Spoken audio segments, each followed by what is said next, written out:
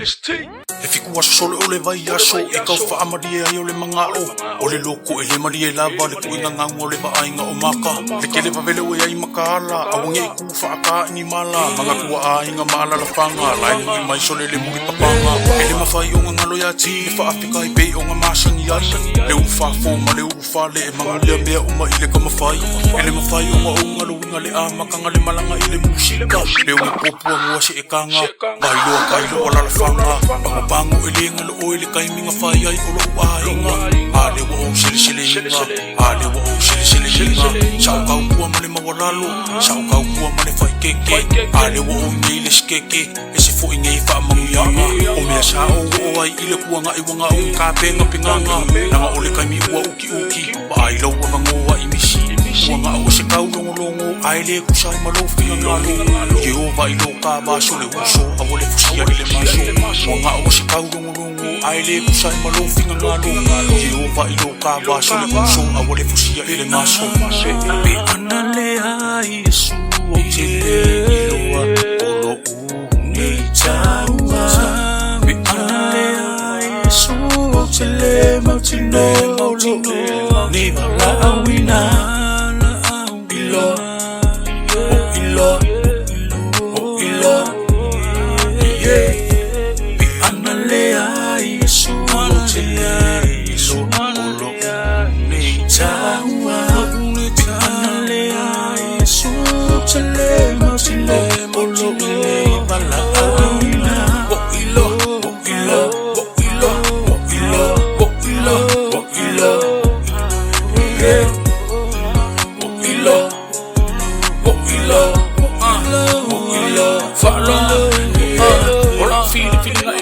E ke koe whaale, ole aso manonga lava ai, ole fuaka manonga foika, ka maulo ka ua ai, lea kua pei ole ka whaavai, lea kua Samoa, ole koloa e koe ma au ile mai, o whianga ke kau ua au, ile ngei mai kau, awange e mai, o fie, whai maalia, ke kau, malalo le vai ole waki, o oe ma au ua kasi, ile se ka manga ngā ai ua ea ole olo ai le pule, e ke iu e ke kau, sole lau sa, ele kai mali e olo mga o ai a ko akuri vai makakalo ke ba ai pisa puli pano no masalo salo nanga asale fai va ai le asale masalo te sa o waso makoe anu waso ha o le la pasole ka kakao ele se pi ele se fo o le pa ma o fisi o pule liu e o wale se mo o fisi ni ele fa ma o ni fai lo ma le fos anu wai lo fa pe ngasia ka a mi o le ngawa os au fai ali imasia lo fa ni sole ka u fai maku le ka o pe ana leai Yesu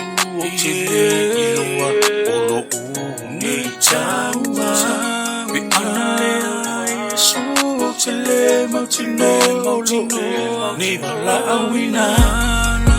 Ilo, ilo, ilo, yeah.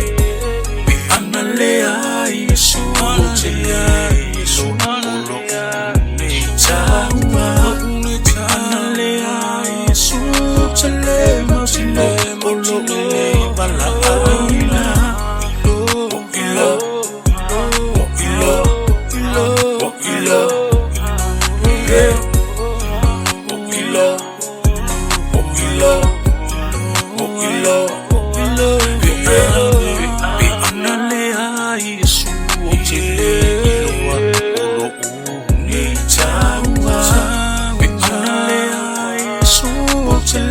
Mautino, ne wala awina.